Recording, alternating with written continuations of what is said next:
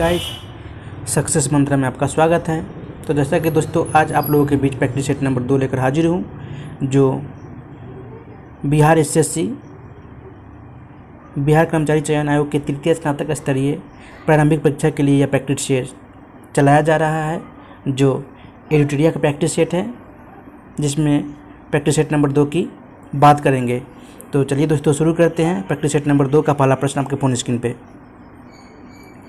पहला प्रश्न, मुद्रा सभी परिसंपत्तियों में सबसे तरल है। तो इसका सही उत्तर हो जाएगा, क्योंकि यह सार्वभौमिक रूप से स्वीकार्य है। ऑप्शन ए आपका सही उत्तर हो जाएगा। मुद्रा सभी प्रकार की परिसंपत्तियों में सबसे तरल संपत्ति इस अर्थ में है कि यह सार्वभौमिक रूप से स्वीकार्य है और इसका किसी दूसरे वस्तु के रूप में आसानी से विनिमय किया जा सकता है। अगला प्रश्न, पूंजीवादी अर्थव्यवस्था को निम्नलिखित में से किस अन्य नाम से भी जाना जाता है। तो ये बाजार अर्थव्यवस्था के नाम से जाना जाता है। ऑप्शन बी सही उत्तर हो जाएगा। पूंजीवादी अर्थव्यवस्था की विशेषताएं आपका यह है कि बाजार के लिए उत्पादन के कारकों का निजी स्वामित्व एवं पूंजी का निरंतर संचय। अगला प्रश्न, सागरमाला परियोजना से भारत का निम्न में से कौन सा इंफ्रास्ट्रक्चर क्षेत्र संबंधित है। तो ये बंदरगाह क्षेत्र संबंधित है। ऑप्शन डी इसका सही उत्तर हो जाएगा। बंदरगाहों को आपस में जोड़ना या आधुनिकीकरण से संबंधित है सागरमाला परियोजना। इस योजना का उद्देश्य बंदरगाहों से माल की आवाजाही के लिए किफ़ायती, त्वरित और कुशल बुनियादी सुविधा उपलब्ध कराना है। अगला प्रश्न, भारत में कृषि आय की गणना किस विधि द्वारा की जाती है। तो ये उत्पादन विधि द्वारा की जाती है। ऑप्शन ए इसका सही उत्तर हो जाएगा। भारतीय अर्थव्यवस्था के अंतर्गत कृषि, वन, चरगाह, मत्स्य, खाने आदि की गणना उत्पादन विधि से तथा उद्योग, व्यापार, परिवहन, सार्वजनिक सेवाएं व घरेलू सेवाओं आदि की गणना आय विधि से की जाती है। अगला प्रश्न, जो कि यहाँ पे आपका प्रश्न आगे है, क्योंकि आप देख सकते हैं 41 नंबर शायद क्वेश्चन है। बोल रहा है कि साइकोलॉजी मानव ऑर्निथोलॉजी अगला पद आगे क्या होगा। तो ये पक्षी होगा।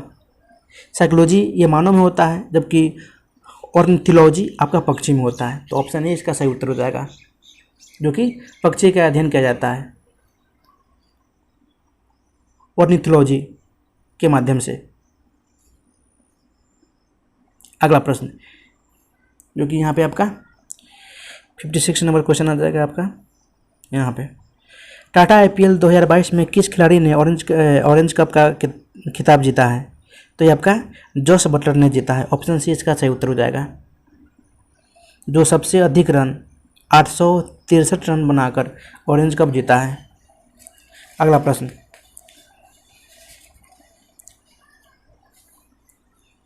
हाल ही में किस राज्य द्वारा लोक मिलनी योजना का शुभारंभ किया गया। तो ये पंजाब राज्य द्वारा लोक मिलनी योजना का शुभारंभ किया गया।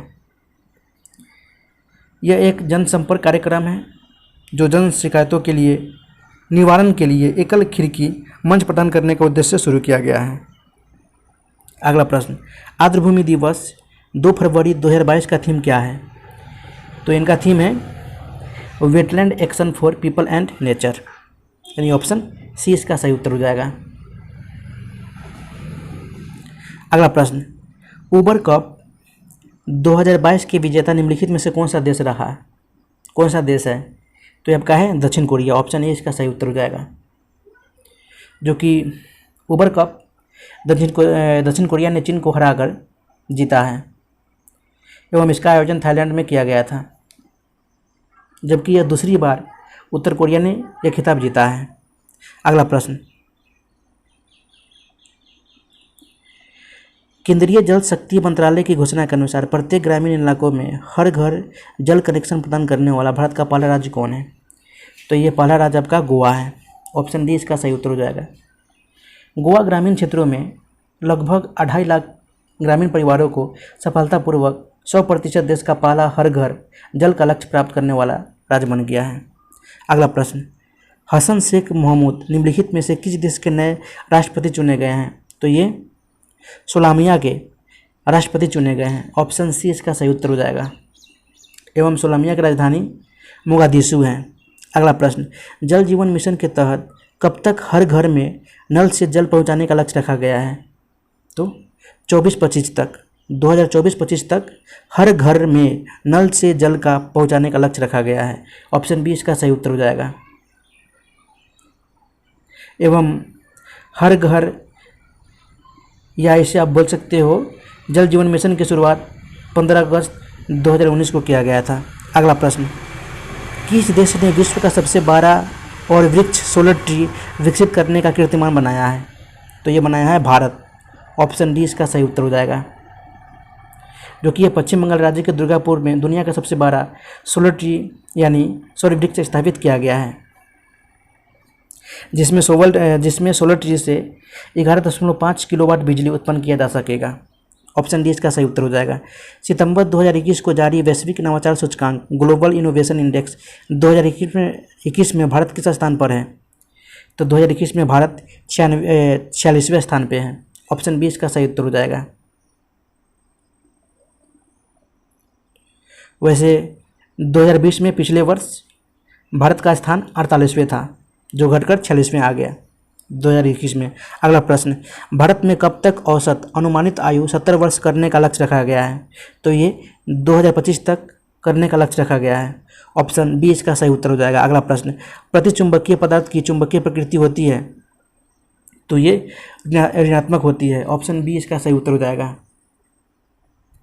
प्रतिचुंबकीय पदार्थ वे पदार्थ हैं जो चुंबकीय क्षेत्र में रखने पर क्षेत्र की विपरीत दिशा में चुंबकीय या चुंबकित हो जाते हैं। जैसे आपका हो गया जस्ता, विस्मत, तांबा, चांदी, सोना, ये आपका चुंबकीय पदार्थों के उदाहरण हैं। अगला प्रश्न, निम्नलिखित में से किसका अपवर्तनांक सबसे अधिक है? तो ये सल्फाइड का अपवर्तनांक सबसे अधिक है। अगला प्रश्न, किसी चालक तार का प्रतिरोध तापमान के बढ़ने से डैश होता है? तो ये बढ़ता है। ऑप्शन बी इसका सही उत्तर हो जाएगा। और ताप बढ़ने से अर्धचालक का प्रतिरोध घटता है, ये भी ध्यान रखिएगा। अगला प्रश्न, पायरोमीटर निम्नलिखित को मापने के प्रयोग में लाया जाता है? तो पायरोमीटर उच्च तापमान, ऑप्शन बी, मापने के प्रयोग में लाया जाता है। अगला प्रश्न, जिस तापमान पर तरल का वाष्प का दबाव ठोस के वाष्प के बराबर होता है उसे डैश कहते हैं? तो उसे हिमांक बिंदु कहते हैं। ऑप्शन डी इसका सही उत्तर हो जाएगा। जैसे बर्फ का द्रव्यमांक एवं हिमांक 0 डिग्री सेल्सियस होता है। ऑप्शन डी इसका सही उत्तर हो जाएगा। सरल आवर्त गति में एक सरल लोलक के लिए निम्नलिखित कथनों में कौन सही है? तो ऑप्शन ए, मध्य स्थिति में गतिज ऊर्जा अधिकतम होती है। ऑप्शन ए सही है। अगला प्रश्न, जब किसी तालाब के शांत जल में पत्थर फेंका जाए तो तालाब में जल के पृष्ठ पर उठने वाली लहरें होती है? तो ये अनुप्रस्थ तरंगें होती है, अनुप्रस्थ लहरें होती है। ऑप्शन बी इसका सही उत्तर हो जाएगा। अगला प्रश्न, निकट दृष्टि दोष के संबंध में कौन सा कथन गलत है? तो ये प्रतिबिंब को रेटिना पर बनना, ये स्टेटमेंट, ये कथन गलत है।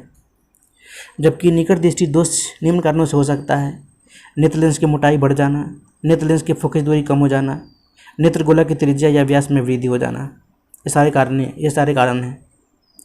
अगला प्रश्न, निम्नलिखित में से कौन से एक तत्व का समस्थानिक कैंसर के उपचार में प्रयुक्त किया जाता है? तो ये कोबाल्ट प्रयुक्त किया जाता है। ऑप्शन बी इसका सही उत्तर हो जाएगा, जिन्हें हम कोबाल्ट 60 कहते हैं। अगला प्रश्न, निम्नलिखित में से कौन सा रोग बैक्टीरिया से होता है? तो ये रोग टाइफाइड होता है। ऑप्शन बी इसका सही उत्तर हो जाएगा, जो कि ये टाइफाइड बीमारी है जो साल्मोनेला टाइफी जीव के कारण होता है। अगला प्रश्न, सिनकोना का कौन सा भाग औषधि देता है? तो ये छाल देता है। ऑप्शन बी इसका सही उत्तर हो जाएगा, जो कि सिनकोना एक प्रकार का पौधा है जिसमें औषधीय गुण होते हैं। अगला प्रश्न, ईस्ट में सर्वाधिक पाया जाने वाला विटामिन कौन सा है? तो ये विटामिन है B12। ऑप्शन सी इसका सही उत्तर हो जाएगा। अगला प्रश्न, यूकैरियोटिक कोशिका के संबंध में कौन सा कथन गलत है? तो इसमें रिक्त का उपस्थिति नहीं होता, ऑप्शन सी इसका गलत, ऑप्शन सी इसका सही उत्तर हो जाएगा।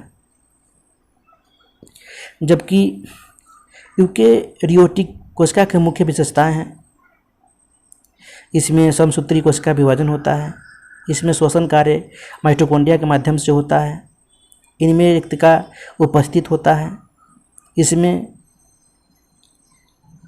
80 सेकेंड प्रकार के राइबोसोम पाए जाते हैं, इनमें एक से अधिक गुणसूत्र पाए जाते हैं, इनमें लैकिंग जनन होता है। तो ये सारे कारण हैं, मुख्य विशेषता हैं। अगला प्रश्न, हमारे शरीर में त्वचा की सतह के नीचे मौजूद वसा किसके विरुद्ध अवरोधक का कार्य करती है? तो ये शरीर से ऊष्मा की क्षति का कार्य करती है, ऑप्शन ए इसका सही उत्तर हो जाएगा। अगला प्रश्न, फलों का मधुर मीठा स्वाद किसके कारण होता है? तो ये फ्रक्टोज के कारण होता है, ऑप्शन ए इसका सही उत्तर हो जाएगा। जो कि फ्रक्टोज फलों में पाई जाने वाली मोनोसैकेराइड शर्करा है, जो कि प्रकृति में सबसे मीठी शर्करा है और ये आमतौर पर ये फलों में पाया जाता है। अगला प्रश्न, निम्न में से नाइट्रोजन किसका अनिवार्य घटक होता है? तो ये समस्त वसा का, सभी विटामिनों का, सभी कार्बोहाइड्रेटों का, यानी सभी प्रोटीनों का घटक होता है, ऑप्शन डी इसका सही उत्तर हो जाएगा। निम्न में से कौन सा सत्य फल है? तो सत्य फल आपका हो जाएगा आम, ऑप्शन ए इसका सही उत्तर हो जाएगा। अगला प्रश्न, निम्न में से कौन सा सही सुमेलित नहीं है? तो सही सुमेलित नहीं है आपका हो जाएगा ऑप्शन ए कोशिका सिद्धांत। ये रॉबर्ट हुक ने नहीं किया था, जो कि कोशिका सिद्धांत का आविष्कार किया था आपका स्लाइडेन और स्वान ने, और कोशिका शब्द का प्रयोग ये रॉबर्ट हुक ने किया था। कोशिका सिद्धांत का आविष्कार स्लाइडेन और स्वान ने किया था, जबकि कोशिका शब्द का प्रयोग किया था रॉबर्ट हुक ने। तो ऑप्शन आपका ये सही हो जाएगा। अगला प्रश्न,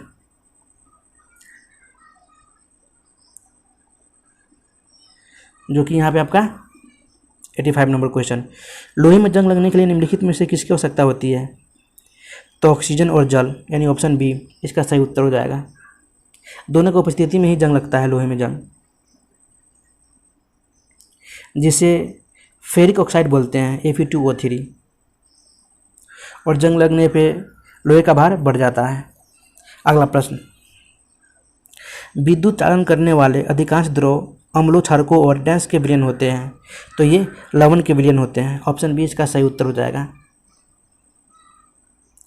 जैसे आपका जलीय लवण हो गए सल्फ्यूरिक अम्ल H2SO4, सोडियम हाइड्रोक्साइड NaOH, नमक लवण NaCl, सोडियम क्लोराइड। अधिकांश द्रव जो विद्युत चालन करने में समर्थ होते हैं वे अम्ल, क्षारक या लवणों के जलीय विलयन होते हैं। अगला प्रश्न, ओजोन ऑक्सीजन का एक क्या है? तो ओजोन ऑक्सीजन का एक अपरूप है, ऑप्शन डी इसका सही उत्तर हो जाएगा। अगला प्रश्न, निम्नलिखित में से किसका ज्वलन ताप सबसे निम्न है, कम है? तो ये पेट्रोल का ज्वलन ताप सबसे कम है। जिस न्यूनतम ताप पर कोई पदार्थ जलना प्रारंभ करता है वह न्यूनतम ताप पर उस पदार्थ का ज्वलन ताप कहलाता है। तो पेट्रोल का ज्वलन ताप कम होगा। अगला प्रश्न, जो कि 89 नंबर क्वेश्चन है, चर्म रोग उपचार के लिए प्रयोग किया जाने वाला रेडियो आइसोटोप निम्न में से कौन है? तो ये रेडियो फास्फोरस है, ऑप्शन डी इसका सही उत्तर हो जाएगा। रेडियो फास्फोरस 32 का प्रयोग चर्म रोग के उपचार में किया जाता है। अगला प्रश्न, वह परिवर्तन जिसमें एक से अधिक नए पदार्थ बनते हैं क्या कहलाता है? तो रासायनिक परिवर्तन कहलाता है, ऑप्शन सी इसका सही उत्तर हो जाएगा।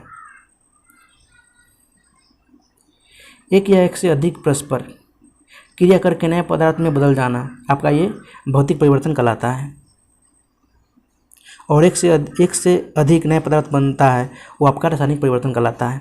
अगला प्रश्न,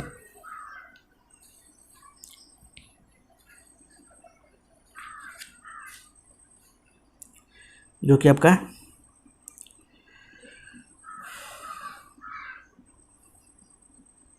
शुरू होता है 116 से। बोल रहा है कि जिस संविधान सभा द्वारा भारत के संविधान का अधिनियमन किया गया है उसके सदस्य कौन थे? तो उनके सदस्य विभिन्न प्रांतों की विधानसभा द्वारा निर्वाचित सदस्य हैं। ऑप्शन ए इसका सही उत्तर हो जाएगा, जो कि संविधान सभा का गठन 1946 ईस्वी में किया गया था, जिसमें कुल सदस्यों की संख्या 389 था। अगला प्रश्न, निम्नलिखित में से कौन सा रीट निजी स्वतंत्रता का एक अधिकार है? तो ये बंदी प्रत्यक्षीकरण है। ऑप्शन ए इसका सही उत्तर हो जाएगा। बंदी प्रत्यक्षीकरण यह वैसी प्रत्यक्षीकरण है कि यह उस व्यक्ति की प्रार्थना पर जारी किया जाता है जो यह समझता है कि उसे अवैध रूप से बंदी बनाया गया है। इसके दौरान न्यायालय बंदीकरण करने वाले अधिकारी को आदेश देता है कि बंदी बनाए गए व्यक्ति को निश्चित स्थान और निश्चित समय के अंदर उपस्थित करे, जिसे न्यायालय के जाने के कारणों पर विचार कर सके। ऑप्शन ए इसका सही उत्तर हो जाएगा। राष्ट्रपति द्वारा संसद के दोनों सदनों के लिए कुल कितने सदस्यों को नामित किया जा सकता है? तो 12 सदस्यों को नामित किया जा सकता है। ऑप्शन ए इसका सही उत्तर हो जाएगा, जो 104वां संविधान संशोधन अधिनियम 2021 द्वारा लोकसभा के नामित एंग्लो इंडियन समुदाय को समाप्त कर दिया गया है। अगला प्रश्न, भारतीय संसद के संयुक्त सत्र की अध्यक्षता कौन करता है? तो ये लोकसभा का अध्यक्ष करता है। ऑप्शन डी इसका सही उत्तर हो जाएगा, जो संविधान के अनुच्छेद 118 के 4 के तहत संसद के संयुक्त सत्र की अध्यक्षता लोकसभा का अध्यक्ष करता है, जबकि अनुच्छेद 108 के तहत संसद के दोनों सदनों में धन विधेयक के इतर किसी विधेयक पर असहमति होने पर संयुक्त बैठक राष्ट्रपति द्वारा बुलाई जाती है। अगला प्रश्न, वह व्यक्ति जो राज्यसभा का सदस्य होते हुए राज्यसभा तथा लोकसभा दोनों में बोल सकता है, वो है वे मंत्री जो राज्यसभा का सदस्य हैं। ऑप्शन सी इसका सही उत्तर हो जाएगा। वही बोल सकता है जो राज्यसभा का सदस्य हो। ऑप्शन सी इसका सही उत्तर हो जाएगा, जो अनुच्छेद 88 के आधार पर वह मत नहीं दे सकता है। अगला प्रश्न, भारतीय संविधान के किस संशोधन अधिनियम के तहत उच्च न्यायालय के न्यायाधीशों की सेवानिवृत्ति की आयु 60 वर्ष से बढ़ाकर 62 वर्ष की गई है? तो इसका सही उत्तर हो जाएगा 15वां। ऑप्शन सी इसका सही उत्तर हो जाएगा। भारतीय संविधान के 15वें संविधान संशोधन अधिनियम 1963 के द्वारा उच्च न्यायालय के न्यायाधीशों की सेवानिवृत्ति की आयु 60 वर्ष से बढ़ाकर 62 वर्ष कर दी गई है। अगला प्रश्न, भारत के महानियंत्रक एवं महालेखा परीक्षक किसके लिए दार्शनिक मार्गदर्शक एवं एक मित्र के रूप में कार्य करते हैं? तो ये लोक लेखा समिति के रूप में कार्य करते हैं। ऑप्शन डी इसका सही उत्तर हो जाएगा। अगला प्रश्न, निम्नलिखित में से कौन सा स्थानीय सरकार का मामला नहीं है? तो ये मामला कानून और व्यवस्था नहीं है। ऑप्शन बी इसका सही उत्तर हो जाएगा। अगला प्रश्न, अजातशत्रु निम्नलिखित में किस वंश से संबंधित था? तो अजातशत्रु हर्यक वंश से संबंधित था। ऑप्शन ए इसका सही उत्तर हो जाएगा। एवं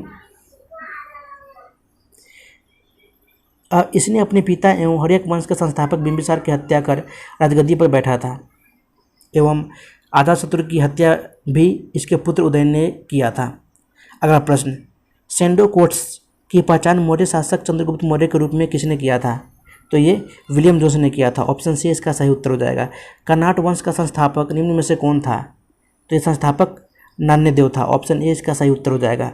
अगला प्रश्न, फिरोज तुगलक द्वारा स्थापित दार उल सफा निम्नलिखित में से किससे संबंधित था? तो ये खैराती अस्पताल से संबंधित था। ऑप्शन बी इसका सही उत्तर हो जाएगा। तबकात नासरी के लेखक निम्न में से कौन है?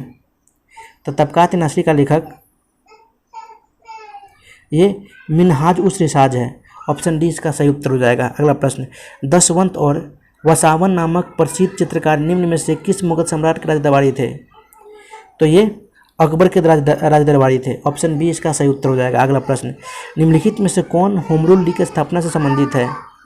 तो ये टी.एस. ओलकॉट संबंधित है। ऑप्शन ए इसका सही उत्तर हो जाएगा। अगला प्रश्न, जालियांवाला बाग में प्रदर्शन के लिए लोग क्यों जमा हो गए थे? तो ये किचलू तथा सत्यापाल के बंदी बनाने के विरोध में प्रदर्शन करने में के लिए खड़ा हो गए थे। ऑप्शन सी इसका सही उत्तर हो जाएगा। अगला प्रश्न, निम्न में से किस आंदोलन के सफलता के बाद स्वराज पार्टी का गठन हुआ था? तो ये असहयोग आंदोलन है। ऑप्शन बी इसका सही उत्तर हो जाएगा। अगला प्रश्न, गांधी इरविन समझौता कब हुआ था? तो गांधी इरविन समझौता 5 मार्च 1931 को हुआ था। ऑप्शन ए इसका सही उत्तर हो जाएगा। अगला प्रश्न, किस वैज्ञानिक ने सर्वप्रथम खोज की पृथ्वी सूर्य के चारों ओर घूमती है? तो ये आपका कोपरनिकस ने किया था। ऑप्शन सी इसका सही उत्तर हो जाएगा। अगला प्रश्न, निम्नलिखित में से कौन सा सौरमंडल का भाग नहीं है? तो सौरमंडल का भाग निहारिका नहीं है। ऑप्शन डी इसका सही उत्तर हो जाएगा। अगला प्रश्न, दक्षिणी गोलार्ध में सबसे बड़ा दिन कब होता है? तो दक्षिणी गोलार्ध में सबसे बड़ा दिन 22 दिसंबर को होता है, जबकि उत्तरी गोलार्ध में सबसे बड़ा दिन 21 जून को होता है। अगला प्रश्न, कन्याकुमारी से सटी पहाड़ियाँ निम्नलिखित में से है? तो ये कोडमेम पहाड़ियाँ हैं जो कन्याकुमारी से सटी पहाड़ियाँ हैं। ऑप्शन सी इसका सही उत्तर हो जाएगा। अगला प्रश्न,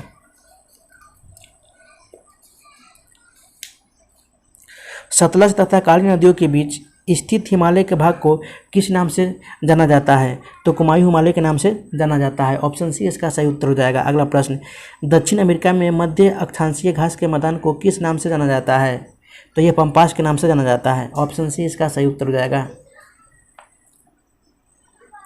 एवं इस घास के मैदान का विस्तार अर्जेंटीना से लेके ब्राज़ील के दक्षिणी भागों में भी है। अगला प्रश्न, गंगा नदी के किनारे बसा सबसे बड़ा शहर निम्न में से कौन है? तो सबसे बड़ा शहर कानपुर है। ऑप्शन सी इसका सही उत्तर हो जाएगा, जो 2011 की जनगणना के अनुसार बताया जा रहा है। अगला प्रश्न, निम्नलिखित में से किस क्षेत्र में प्रवाल भित्ति नहीं पाई जाती? तो ये कैम्बे की खाड़ी में प्रवाल भित्ति नहीं पाई जाती, जबकि प्रवाल भित्ति आपका कच्छ की खाड़ी, मन्नार की खाड़ी, लक्षद्वीप, मिनिकोय, अंडमान निकोबार, मलवन क्षेत्र में भी पाया जाता है प्रवाल भित्ति, कैम्बे की खाड़ी। ऑप्शन सी इसका सही उत्तर हो जाएगा। ग्रीन पीस इंटरनेशनल का मुख्यालय कहाँ स्थित है? तो ग्रीन पीस इंटरनेशनल का मुख्यालय नीदरलैंड में अवस्थित है। ऑप्शन ए इसका सही उत्तर हो जाएगा। अगला प्रश्न, पारिस्थितिक तंत्र की संकल्पना को किसने प्रस्तावित किया था? तो ये टांसले ने प्रस्तावित किया था। ऑप्शन सी इसका सही उत्तर हो जाएगा। अगला प्रश्न, निम्न में से कौन कृत्रिम पारिस्थितिक तंत्र का उदाहरण है?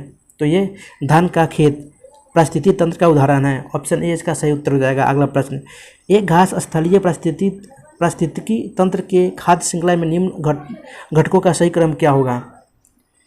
तो ये घटकों का सही क्रम आपका हो जाएगा घास, टिड्डा, मेढक और सर्फ। ऑप्शन सी इसका सही उत्तर हो जाएगा,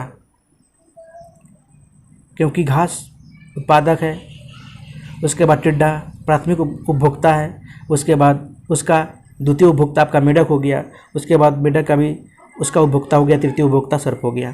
तो इस प्रकार आपका सही क्रम होगा। ऑप्शन सी इसका सही उत्तर हो जाएगा। एक पारिस्थितिकी तंत्र में ऊर्जा की मात्रा एक पोषण स्तर से अन्य पोषण स्तर में स्थानांतरण के पश्चात क्या प्रभाव पड़ता है?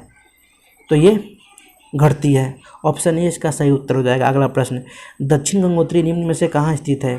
तो दक्षिण गंगोत्री अंटार्कटिका में स्थित है। ऑप्शन ए इसका सही उत्तर हो जाएगा। जंतर मंतर का निर्माण निम्नलिखित में से किसके द्वारा करवाया गया था? तो ये जय सिंह के द्वारा करवाया गया था। ऑप्शन बी इसका सही उत्तर हो जाएगा। अगला प्रश्न, भारतीय परमाणु ऊर्जा कार्यक्रम के जनक किसे माना जाता है? तो ये एच.जे. भाभा को माना जाता है। ऑप्शन डी इसका सही उत्तर हो जाएगा। एवं आज का लास्ट प्रश्न, प्रैक्टिस सेट नंबर 2 का लास्ट प्रश्न, भारतीय जनगणना 2011 के अनुसार बिहार राजकालिक अनुपात क्या है? तो बिहार राजकालिक अनुपात 918 है। ऑप्शन ए इसका सही उत्तर हो जाएगा, जबकि भारत देश का लिंगानुपात 943 है। तो दोस्तों अभी के लिए इतना ही, फिर मिलते हैं नेक्स्ट वीडियो में। तब तक के लिए गुड बाय, जय हिंद। दोस्तों आपसे एक रिक्वेस्ट है कि वीडियो को शुरू से लेकर अंत तक ज़रूर देखें एवं दोस्तों के साथ शेयर करें। वीडियो अच्छी लगी हो तो लाइक करें एवं चैनल पर नए हो तो चैनल को सब्सक्राइब करें।